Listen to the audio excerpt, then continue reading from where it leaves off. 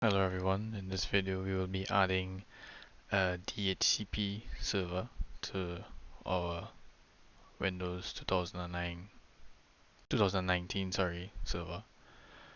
To do that we go to tools and we go manage, add rules and features. Next, we'll be adding a role based feature. Select our server next, and we will be adding DHCP. You want to add features. Next, next, next. Um, okay, now you want to install. I'll come back when it's finished installing. It has finished installing. Now you close this window.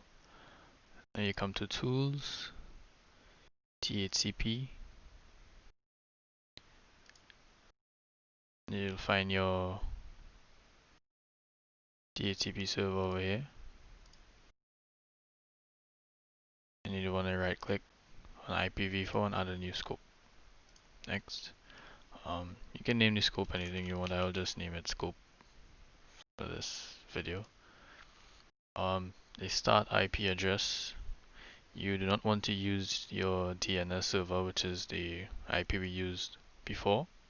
So you'd want to use an IP address, probably one or two more. So we would use 192.168.0.2,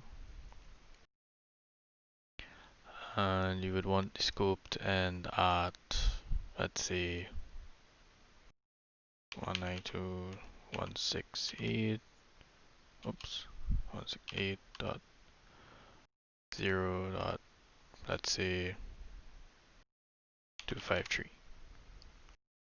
Next. Exclusions is if you wanna dedicate a certain amount of IPs for certain devices, you can add that if you want. We will not be adding any exclusions, we just hit next. The least duration is how often you want the IP address to change per device. So I would just set that on a day. Yes. To add an IP address for a router, no, we don't need to do that. We already have our server. Next.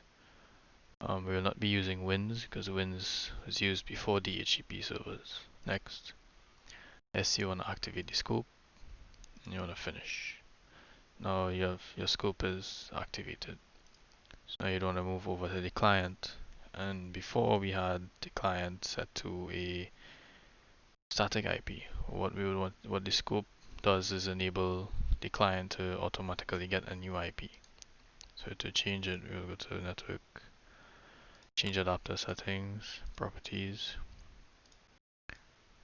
of the IPv4.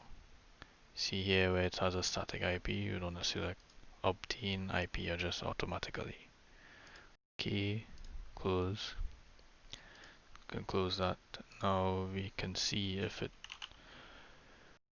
gets an IP. Yes. Okay, so IP config. There we have it. It has been assigned an IP 192.168.56.106.